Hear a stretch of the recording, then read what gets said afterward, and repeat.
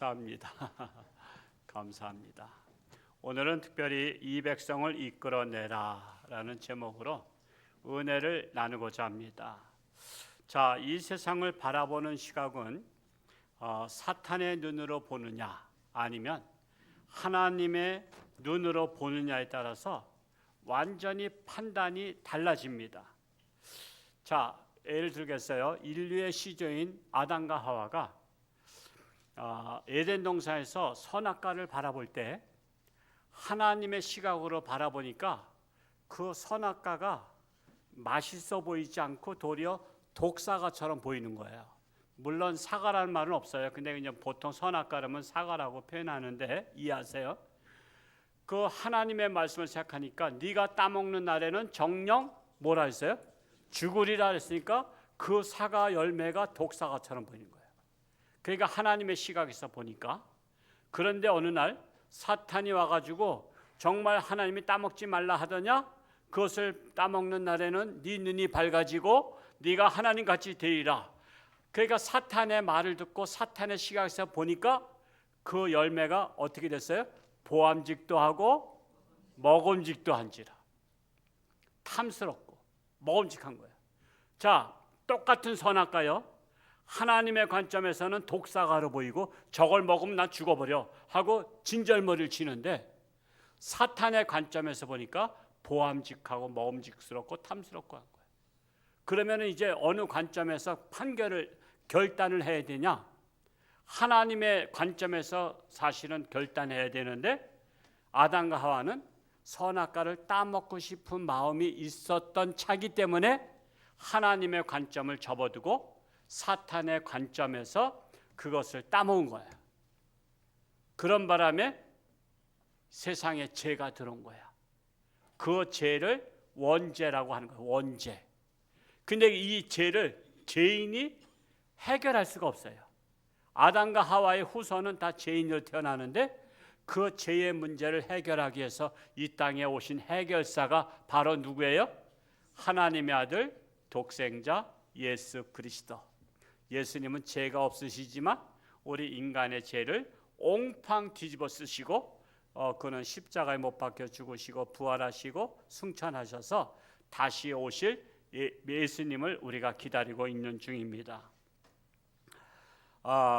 그래서 이와 같이 우리가 어떤 시각으로 보는가 중요한데 또한 예로서 아브라함이 75세에 하나님께서 하란을 떠나서 그 아버지는 갈대아 우르에서 하란까지만 갔어요. 그리고 가나안까지 가야 되는데 그냥 하란에 머물렀고 이 아브라함은 하나님께서 75세에 내가 너에게 지시할 땅으로 가라.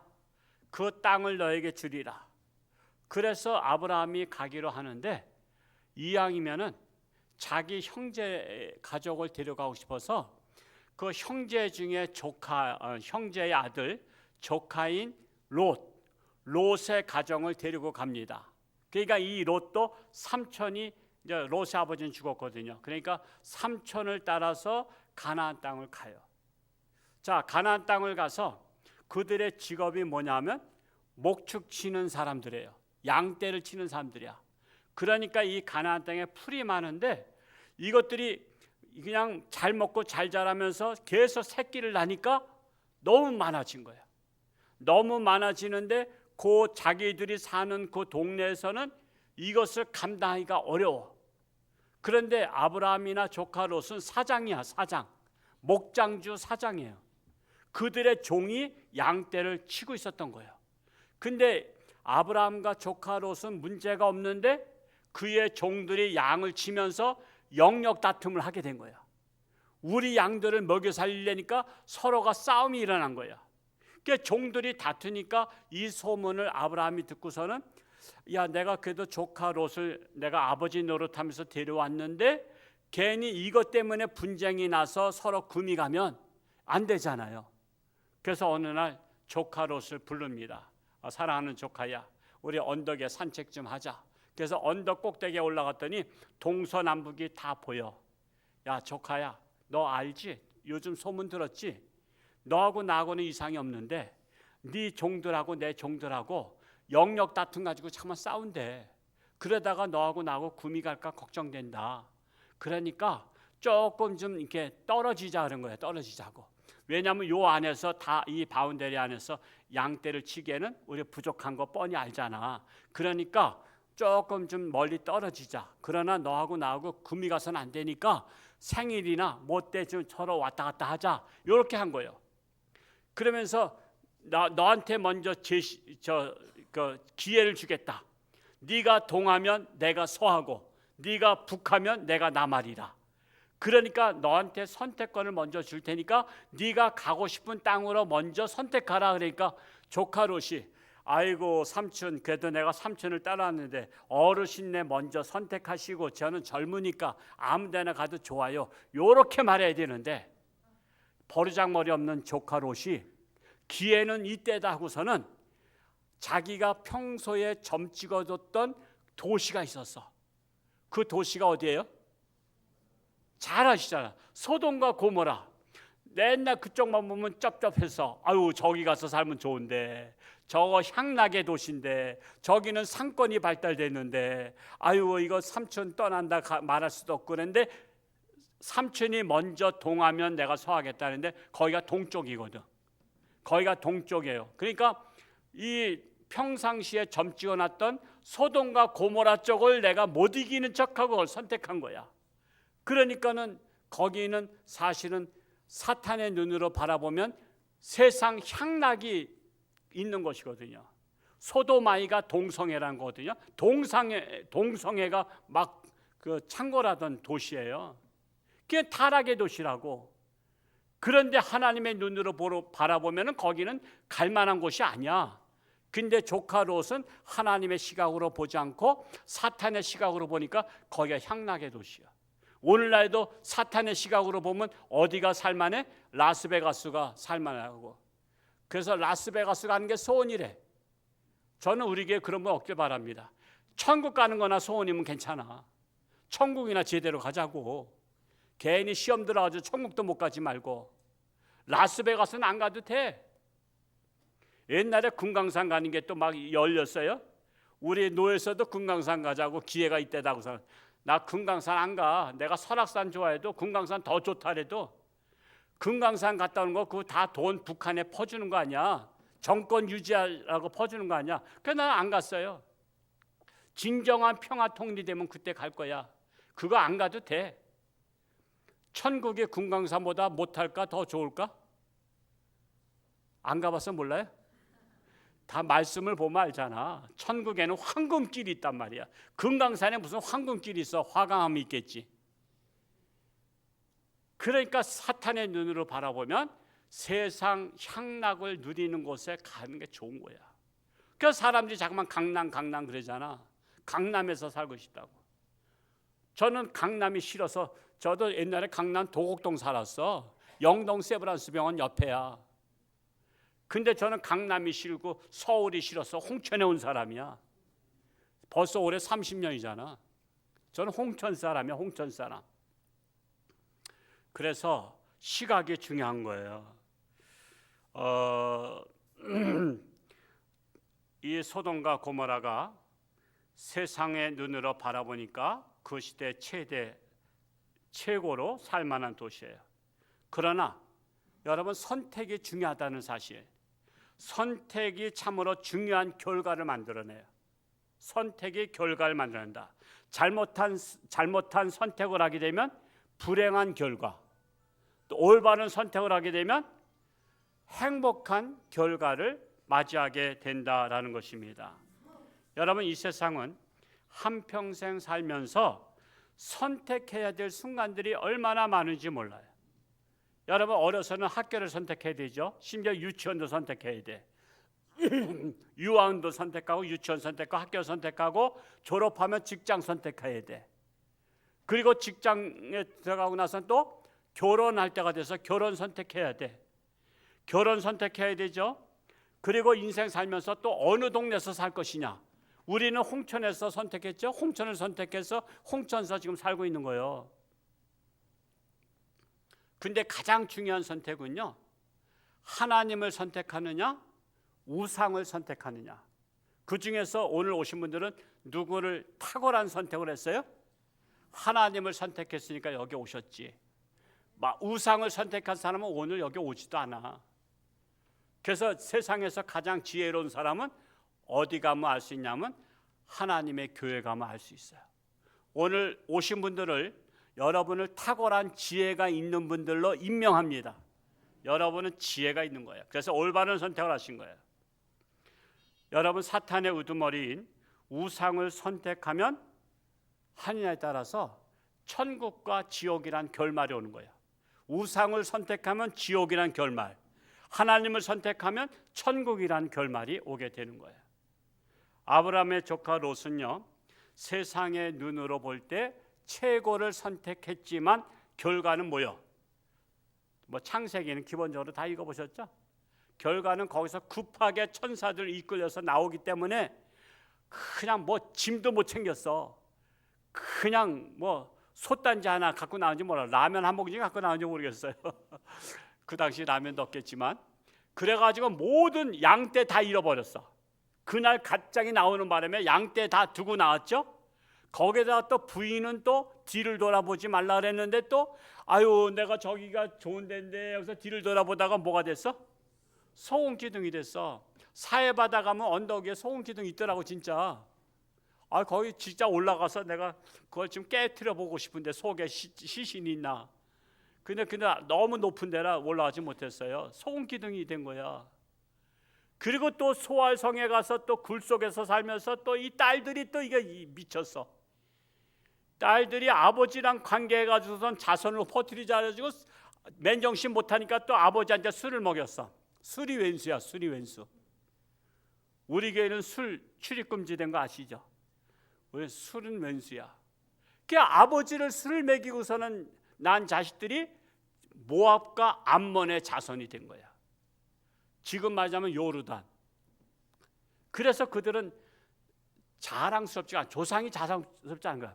세상의 조상이 아버지랑 딸하고 관계해서 자식 낳아서 후손을 만들어서 나라 세웠으니 그게 여러분 족보도 중요한 거야. 순간의 선택이 결과를 좌우하는데 롯은 처음에는 선택 잘한 것 같지만 결과가 비참해진 거야. 근데 아브라함은 이제 조카가 먼저 선택했으니까 자기는 어쩔 수 없이 그 서쪽을 선택했는데 거기가 어디야? 가나안 땅이야. 지금 현재까지 젖과 꿀이 흐르는 이스라엘인 거야. 그런 축복을 받게 된 거야.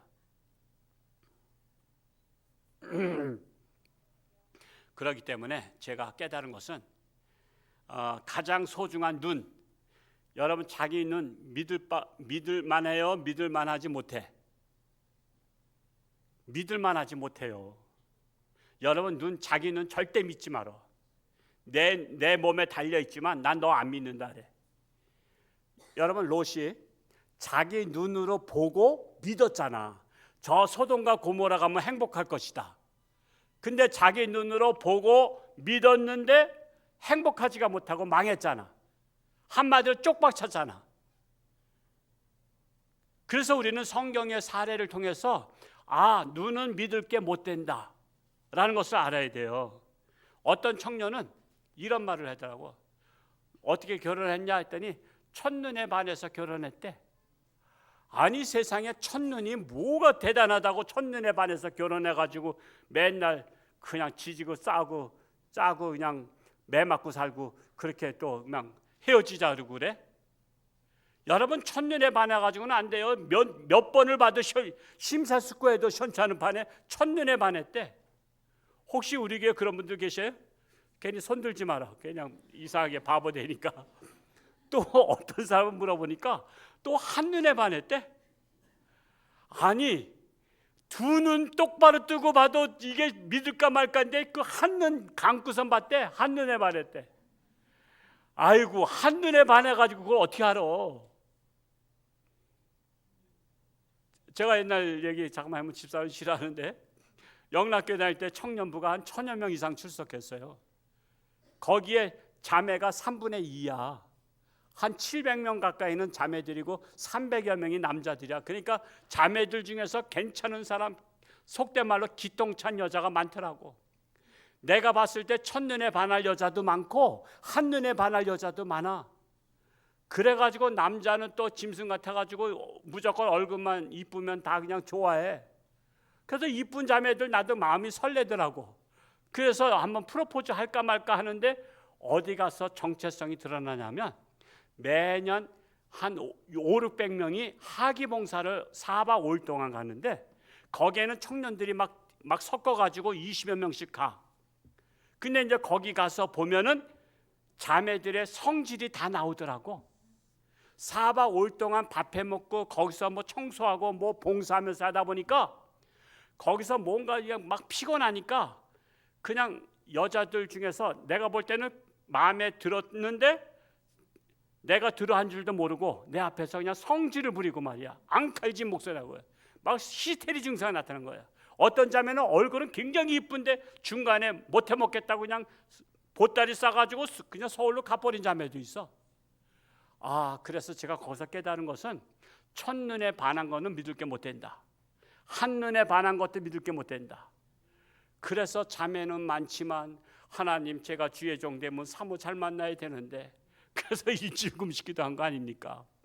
그 소리 하면 전 이제 집에 와서 봐가지고 이제 굴킬 건데 그래서 제가 오죽하면 일주일 금식기도 하면서 저에게 맞는 사목감을 주시옵소서 했더니 뭐 얼굴은 별로지만 그래도 마음이 고와서 얼굴만 이쁘다고 여자냐 마음이 고와야 여자지 해서 마음이 고운 거야. 천상 그냥 난 일주일 금식기도 하고 조금 이제 몸조리하고 일주일 후에 토요일 날 제가 연세대학교 앞에서 제가 선을 보고 나서 하나님이 응답 준 거야. 너 얼굴 보지 말고 마음을 봐라. 그래서 지금 결혼한 거예요. 그 사모가 지금 홍천 어디에 목사님의 사모라 그러더라고. 알란가 모르겠어요. 그러니까 첫눈에 반한 거 믿을 게 못 된다. 한눈에 반한 거 믿을 게 못 된다. 그래서 내 눈은 믿을 게 못 된다. 그래서 그러면 어떻게 판단합니까? 그래서 하나님께 맡기라는 거예요. 하나님의 눈으로 보라는 거예요. 내 눈으로 보면은 실수가 많아. 하나님의 눈으로 보면 온전히 선택할 수 있다라는 사실이에요.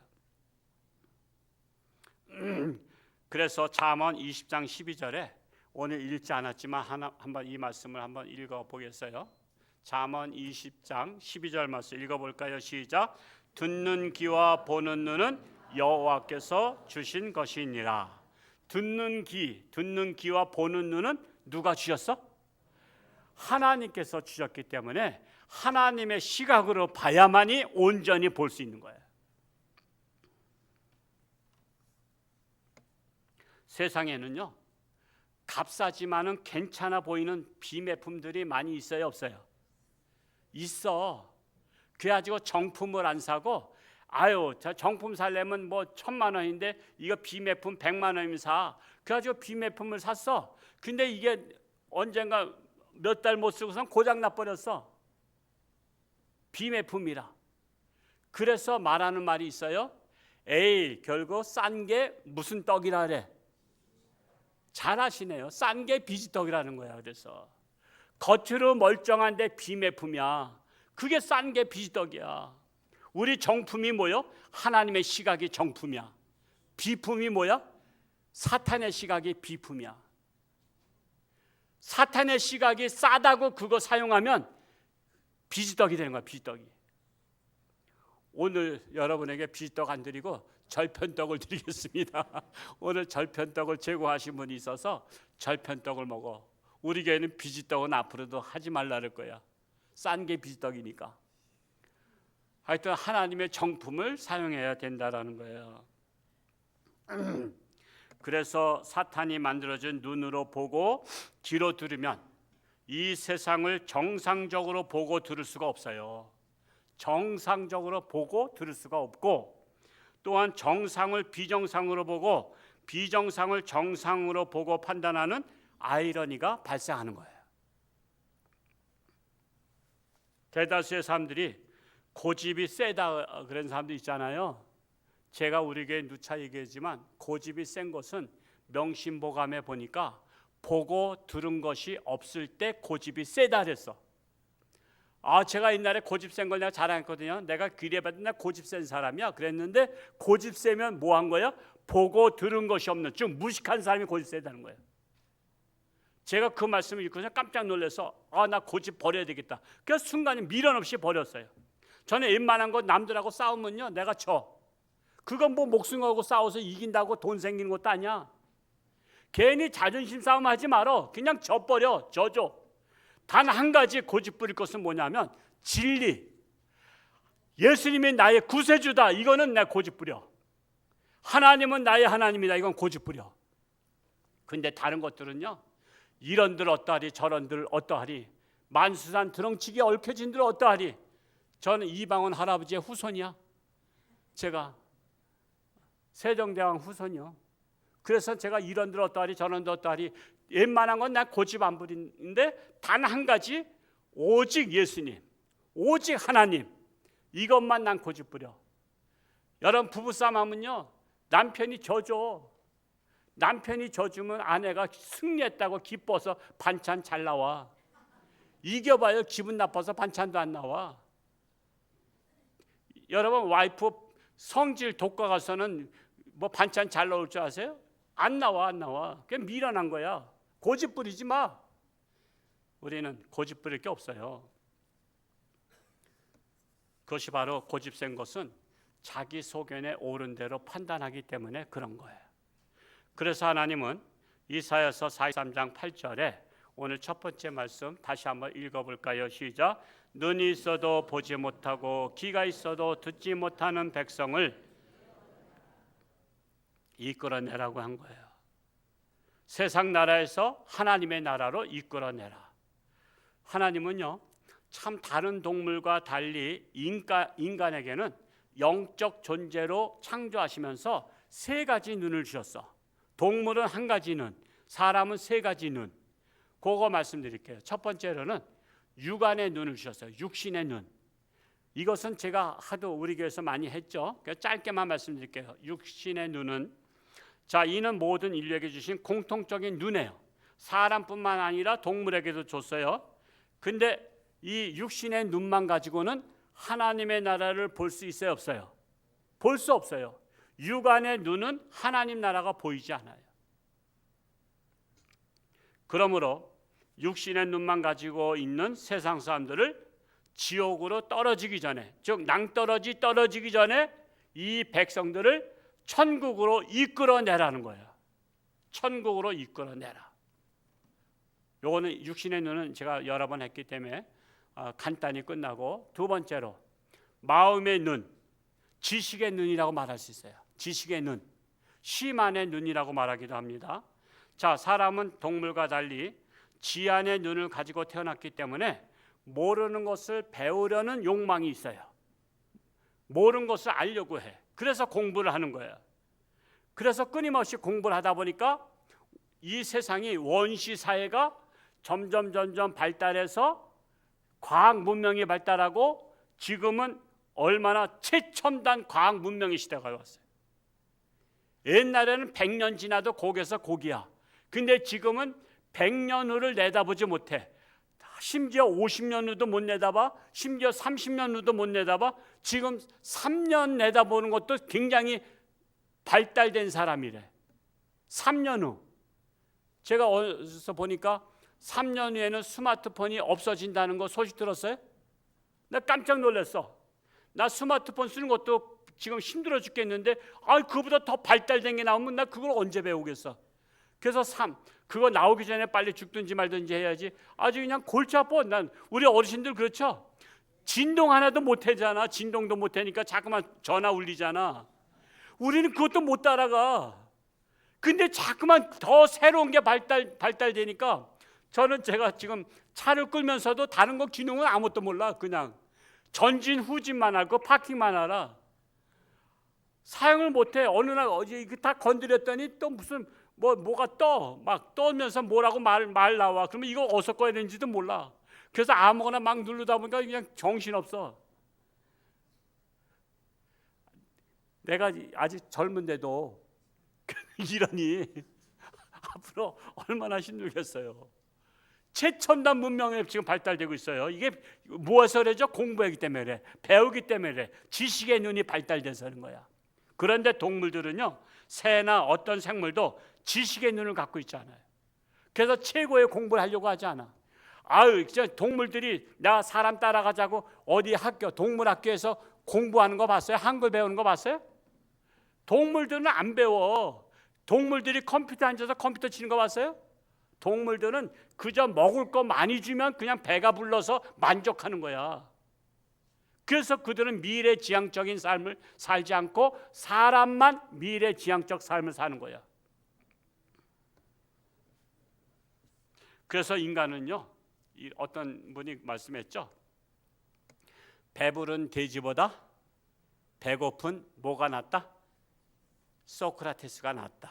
그래서 인간은 지적인 인간이기 때문에, 철학적 인간이기 때문에 배부른 것 가지고 만족하지 않는다는 거예요. 짐승은 만족하는데 사람은 지적 인간이 되고 철학적 인간이 되어야 행복하다는 거예요. 그래서 지안이 발달돼야 돼요. 그런데 이 각자의 관심에 따라 다양한 지식의 문이 있어요. 그 지식의 문 몇 가지만 제가 사례를 소개할게요. 첫째로 역사적 지안이 발달된 사람이 있어요. 역사적 지안. 그런 사람은 역사책에 관심이 있어요. 저 같은 경우도 역사에 관심이 있는데 고대 역사부터 보면서 이 세상이 발전되는 걸 보게 돼. 그러니까 역사적 지식이 있는 사람들은 과거와 현재를 보면서 앞으로 미래는 어떤 세상 될 것인지를 예측 가능한 거예요. 제가 1977년도에 제가 신학교 1학년 들어갔어요. 77년도 들어갔을 때 우리나라가 $10,000도 안 되고 한 2,000달러인가 얼마 될 때야. 필리핀보다 못 살 때야. 근데 어느 교수님이 그러더라고. 지금 우리나라 기독교가 70년대에 엄청 급성장한 거 아시죠? 뭐 73 빌리그램 집회, 74 엑스플로 74, 또한 77 대성회, 또한 88 대성회 하면서 그 당시에 100만 명이 모여서 여의도에서 집회했어요. 제가 74 저 엑스플로 74 제가 참석했던 거예요. 김준거 목사님이 대학생 선교에서 하는 거. 그때 한창 붐이 일어났다고. 그럴 때 교수님이 그러더라고. 우리나라가 앞으로 잘 살게 되는데 GNP $10,000가 되면 우리나라는 이제 기독교의 복음은 이제 확장되지 않는다는 거예요. 그러더니 1990년도 접어들면서 $10,000가 넘었어요. 그때가 몇 명이냐면 우리 기독교인이 1,200만 명이었어. 1,200만 명인데 $10,000가 넘으니까 그때부터 막 콘도가 생기면서 콘도로 다니는 거야. 토요일과 주일날 콘도로 가고 예배를 안 드리면서 막 교인들도 빠지기 시작하면서 1,200만에서 줄고 코로나 때 아주 그냥 100만 명이 나가면서 지금은 실질적 통계로 600만 명 정도 된다. 2단까지 합쳐서 800만 명이래. 왜? 지금은 GNP가 36,000달러가 그렇게 되니까. 그래서 사람이 잘 먹고 잘 살면 하나님을 떠난다는 거예요. 하나님이 필요 없다는 거예요. 내 능력으로 살아갈 수 있다는 거야. 그래서 이것이 바로 뭐냐면 지적인 영안이 열린 사람들이 역사를 통해서 미래를 예측하는 거야. 우리는 그런 분들의 말을 참고할 필요가 있어요. 두 번째로 경제적인 지안이 열린 사람은 앞으로 경제가 어떻게 갈 걸 알아. 그래서 우리나라가 경제가 지금 어떤 현 수준인 줄 알아. 우리나라 과거와 현재와 또 여러 가지 빚이 얼마이고 그 빚에 대한 이자가 얼마나 늘어나고 있고, 그리고 또한 계속해서 우리 국민지원금 퍼주고, 그리고 또 청년 또 실업자 또 청년들 지원금 주고. 여러분 청년 실업자가 몇 명인지 아세요? 400만 명이 넘는다. 400만 명. 이제는 청년 실업자들 돈 주기 때문에 직장 웬만한 데를 안 다닌다는 거야. 부모한테 용돈 쓰고 플러스 거기에다가 나라의 지원금 받아서 먹고 살겠다는 거야. 그래서 400만 명이 넘어. 근데 일은 해야 되니까 그래서 외국에서 사람들 계속 들어오게 하는 거야. 그들한테 월급 주고 우리나라 그런 거야. 이렇게 하다 보면은 우리나라가 앞으로 어떻게 가느냐? 부도 나지 않는 것도 하나님의 기적이다. 지금 부도 나지 않는 것도 하나님의 기적이야. 그래서 경제적인 지안이 발달된 사람 우리나라에 있었잖아요. 이병철 회장님이라든가 정주영 회장님, 이런 분들이 우리나라를 세계적인 기업을 만드는 거예요. 세계적인 기업. 이병철 회장의 아들 이건희 회장 같은 경우 그랬잖아요. 반도체가 앞으로는 미래다. 그래서 반도체 산업을 팍 치고 올라왔잖아. 만약에 그거 성공 못했으면 삼성 무너졌대. 근데 그거 치고 올라가는 바람에 일본을 넘겼고 미국을 넘긴 거예요. 그래서 반도체 산업은 우리나라가 1인 거 아니에요. 이래서 경제적인 지안이 발달된 사람이 그 나라에 있는 게 복이요, 복. 우리는 경제적 지안이 발달 못돼서 구멍가게 하나도 이끌어가기가 힘들잖아. 구멍가게 하나도 자기 월급 나오기도 힘들잖아. 웬만한 구멍가게요, 자기 월급도 안 나온대. 그 경제적 지안이 발달되지 못하면 그런 거야. 어떤 사람은 뭐 몇 천만 원 투자하고 나서 뭐 졸지에 몇십억이 되고 몇 천억이 됐다 그래. 그런 사람도 있어. 그래서 우리가 경제적 지안이 발달된 사람에 참고할 필요가 있는 거예요. 세 번째로 윤리적 지안이 발달된 사람이 있어요. 윤리적 지안이 발달된 사람은 이 세상이 윤리적으로 잘 나가고 있는가 타락하고 있는가를 보아요. 그래서 윤리적 지안이 발달된 사람은 우리가 정신 차려야 됩니다. 그리고 우리가 어르신들을 공경해야 됩니다. 부모를 공경해야 됩니다. 하면서 어른들 존중해야 되는데 우리나라가 지금 윤리적으로 발전하고 있어요? 타락하고 있어요? 점점 타락하니까 선생님 멱살 잡지. 점점 타락하니까 부모님 멱살 잡지. 점점 타락하니까 어르신애들 이 노인네 하면서 막 욕하지. 지금 우리나라가 이렇게 됐단 말이에요. 그래서 윤리적 지안이 발달된 사람들이 나라를 올바른 나라로 대안을 제시해 줘야 되는 거예요.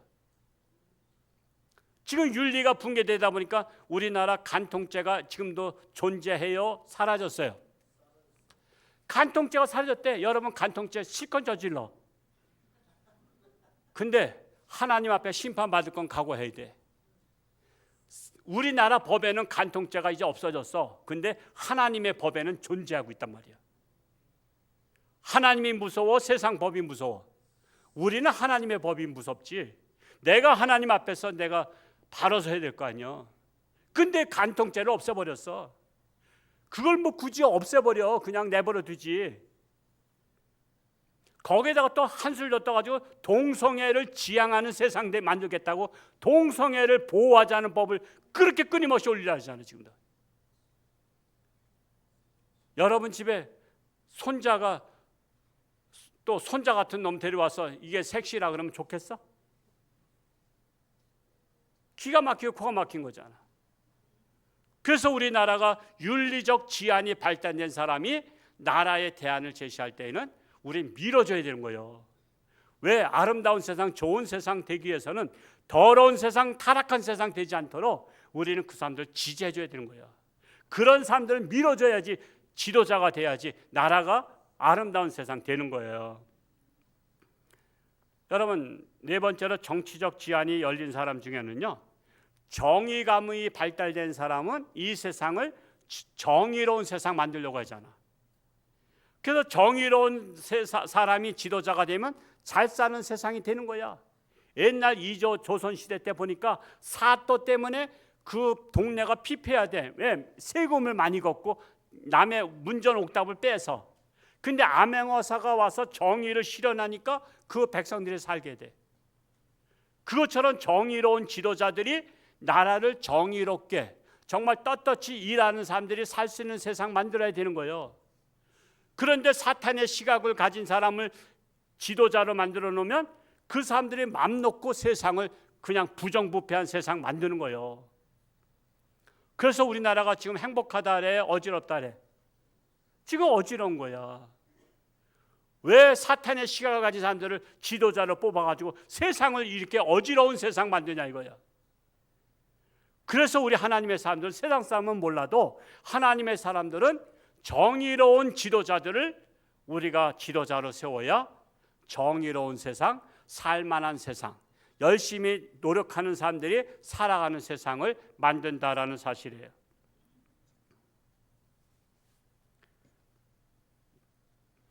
그러므로 우리가 또 하여튼 이 땅에 지안이 열린 사람들을 잘 우리가 들었을 줄 알아야 되는 거예요. 마지막으로 세 번째로 영안의 눈을 하나님께서 주셨어요. 영안의 눈. 첫째 육안의 눈, 두 번째 지식의 눈, 세 번째 영안의 눈. 자, 하나님이 주신 영안의 눈으로 봐야 나의 죄가 보이고 이 세상 죄가 보여요. 영안의 눈이 열리면 첫 번째 내 죄가 보이는 건 남의 죄가 보이는 게 아니야. 내 죄가 먼저 보이는 게 내 죄를 내가 청산할 수 있는 기회가 오는 거야. 그래서 여러분 회개하는 사람들의 공통점은 영안이 열리면 내 죄부터 회개하는 거지 남의 죄 회개하는 게 아니야. 근데 세상의 눈으로 보면 이 세상은 죄 짓기에 딱 좋은 세상이에요. 타락하고 허랑방탕에 살기에 딱 좋은 세상이에요. 그런데 사탄은 하나님이 주신 영안을 가리게 해요. 자꾸만 그냥 가리게 하고 대신 사탄의 영안을 열어놓음으로 말미암아 타락한 세상을 좋은 세상으로 바라보게 하는 거야. 타락한 세상을. 그러니까 술집 많은 데 가면 야 여기 좋은 곳이다 이런 사람도 있어. 술 먹기 딱 좋으니까. 캐바레가 많으면 여기 좋은 곳이다 그래. 카지노가 있으니까 좋은 세상이다 그래. 그래서 얼마나 정성 카지노 많이 가요. 그래가지고 쫄딱 많은 사람들 얼마나 많아요. 이게 다 사탄의 눈으로 영안의 눈을 가리고 사탄의 눈으로 세상을 보니까 그런 데가 좋아 보이는 거야. 우리 교인 중에서 이사가도 정성 가신 분은 없길 바랍니다. 괜히 근처에 카지노가 있어가지고 또 들락날락거려서 신세 망치지 않길 바랍니다. 뿐만 아니라 영안의 눈을 가리고 사탄의 눈으로 보면요, 세상의 패역한 지도자들을 좋은 지도자라고 착각하고 뽑아주고요, 하다못해 우상을 자기 하나님으로 믿어. 그래서 우상을 섬긴 사람이 많은 거예요. 사탄이 영안의 눈을 가렸기 때문에. 그리고 심지어 영안의 눈이 가려지면요, 사탄의 눈으로 보니까 교주를 예수님이라고 봐. 교주를 하나님이라고 봐. 그래서 우리나라에 교주면서 예수라고 하는 사람이 이단 연구소에서 이렇게 명단을 찾아봤더니 50명이 넘어. 여러분, 예수님은 쌍둥이가 그렇게 많아? 예수님은 독생자 예수야. 독생자 예수인데 우리나라만 이렇게 예수라는 교주가 그렇게 많아. 50명이 넘는데 거기에 현혹되지 않길 바랍니다. 교주가 하나님이라는 데도 있어. 저 춘천에도 있는데 어디라고 말하지 못하게 싸우러 올까 봐. 교주가 하나님이래. 교주가. 아이고 참. 근데 왜 하나님이 왜 죽어? 죽지도 말아야지. 내가 교주면서 하나님은 내가 인생 지금 살아보니까 그냥 30대로다가 안 늙게 하면 좋겠어. 나는 30대로. 너무 어리면 또 얕보는 게 있잖아. 또 어른들이. 그러니까 한 30대로다가 그냥 딱 영원히 산다면 모를까. 근데 그럴 수 있는 방법은 없어. 헛된 꿈이야. 근데 왜 교주란 사람이, 하나님이란 사람이 왜 늙어가지고 귀가 잘 안 들리고 시력이 나쁘냐 말이야. 자기가 자기 귀 고치고 자기 눈 고치지. 근데 또 그걸 믿는 사람들이 그렇게 많으네. 또 왜 그래요? 눈뜬 장님이라는 거야. 눈뜬 장님이라. 영적 소경이라 그런 거야. 영적 소경이라. 그래서 이사야서 48장 18절에 보면 왜 그러냐? 한번 읽어볼까요? 시작. 그들이 알지도 못하고 깨닫지도 못함은 그들의 눈이 가려서 보지 못하며 그들의 마음이 어두워져서 깨닫지 못함이라. 그들의 눈이 가려서, 그들의 마음이 어두워져서 사탄의 세력이 내 마음을 어둡게 한 거야. 그래서 밝은 세상을 못 보는 거야. 그래서 그들은 마음의 생각도 없고 지식도 없고 총명도 다 없다는 거야. 이 말씀 우리 마지막에 읽었던 말씀 읽어볼까요? 에레미야 5장 20절과 21절 같이 읽어봅니다. 시작.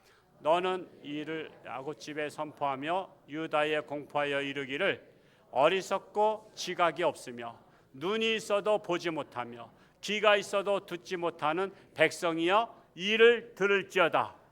뭐예요? 생각이 없는 거예요. 지각이 없어요. 어리석고 지각이 없으며 눈이 있어도 보지 못하고 귀가 있어도 듣지 못하는 이 어리석은 백성들을 이끌어내라. 어디로 이끌어내? 하나님께로 이끌어내라는 거예요. 그래서 하나님은 영안이 열린 하나님의 종들과 하나님의 백성들을 통해서 육안의 눈만 갖고 세상만 바라보는 눈뜬 소경들을 이끌어내라고 한 거예요. 그리고 그들의 눈을 영안이 열리도록 고쳐주라는 거예요. 어디서 고칠 수 있나요?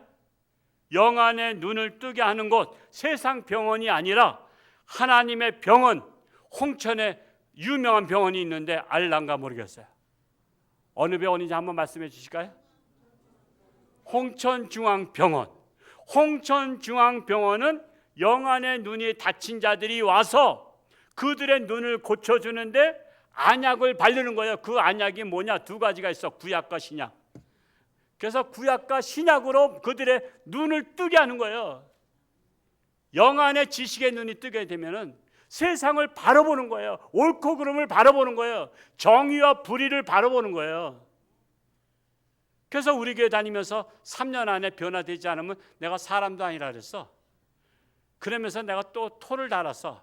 그럼 사람은 아니면 누가 또 뭐냐 그래서 인간이라 그랬어. 자, 사람과 인간 같은 말이야, 다른 말이야? 같은 뜻이잖아. 인간은 한문으로 인간이고 사람은 우리 한글이잖아. 근데 또 이것 때문에 또 시험 들어가서 교회 떠나는 사람도 있어. 자기 사람도 아니라 했다고. 아, 세상에 시험 들 일도 많네. 물론 다양한 세상이니까 이해는 가지만 아니 내가 사람은 아니라 했지만 대신 인간이라 했잖아. 그러면 그게 그거지 뭐야. 사람이란 얘기지. 그러니까 여러분 병원에는요 중증 환자는 고치는데 오래 걸리는 거 아시죠? 병이 걸린 지 초기 환자는 금방 고쳐. 그러니까 교회 와서도 마찬가지야. 아이 교회 와서 눈이 떠지는지 했더니 안 떠지네. 그 사람은 중증 환자이기 때문에 그래. 그냥 초기 환자는 그냥 몇 마디 말씀만 들어도 그냥 효과가 딱 100% 나타나는데 중증 환자는 하나님의 말씀을 그냥 3년씩이나 들어야 눈이 떠질까 말까야. 그러니까 아직도 깨달음이 없으신 분은 나는 영안이 열리지 않는 줄 아시고 그냥 주일마다 꼭 빠지지 말고 참석하시기 바래요. 거기에다가 쇠치기 하셔가지고 수요일날도 오셔. 또 쇠치기 해서 또 새벽에도 오셔. 그러면 약을 자주 발라줄 테니까 그냥 금방금방 효과 발생할 거야. 그래서 우리는 이왕이면 이 땅에 살면서도 눈뜬 소경이 아니라 우리는 영적인 소경에서 해방되는 영안이 열리는 우리 모두가 될 수 있기를 바랍니다. 그래서 홍천중앙병원은 영안이 눈을 고쳐주는 무슨 병원? 안과병원이다. 우리 홍천중앙병원은 안과병원이다. 여러분이 사랑하는 자들 중에 영안이 닫혀있는 영적 소경들을 이끌어서 영안이 열리기를 축복합니다. 그리하여 어둠의 세력이 날뛰는 세상에서 정신을 차리고 살기를 축복합니다. 기도하겠습니다. 할렐루야. 고맙고 감사하신 아버지 하나님, 오늘도 거룩한 주일을 맞이해서 이 백성들을 이끌어내라. 어떤 백성? 눈이 떠졌어도 또 소경인 자들, 또한 귀가 열렸어도 듣지 못하는 자들, 시각장애인들을 하나님께로 이끌어내서 하나님의 말씀으로 눈을 발라 그들의 눈이 떠지게 하시고 세상을 바라보게 하시고 옳고 그름을 바라보게 하시고 정의와 불의를 바라보게 하시고 하나님과 우상을 바라보게 하여 주옵소서. 그리하여 오직 판단을 잘하고 오직 하나님을 잘 선택함으로 자러나 우러나 치우치지 아니하고 우리는 하나님만 바라보며 나아가는 모든 성도들이 되기를 간절히 소원합니다. 참으로 이 땅에는 어리석은 눈뜬 소경들이 80%가 됩니다. 우상을 섬기는 80%, 그들을 하나님께로 이끌어내서 그들의 눈이 떠지는 역사가 일어나게 하여 주옵소서. 아직도 육신의 질병으로 사경 헤매는 살아가는 교우들을 불쌍히 여기시고 하나님의 능력의 손길로 치료하는 광선을 바라사 깨끗함 받게 하여 주옵소서. 우리나라가 참으로 어지러운 세상 중에 있습니다. 이럴 때 하나님의 눈으로 세상을 바라보고 분별하게 하시고 더 좋은 하나님의 뜻에 합당한 아름다운 세상으로 나아갈 수 있도록 인도하여 주옵소서. 예수님의 이름으로 기도하옵나이다. 아멘.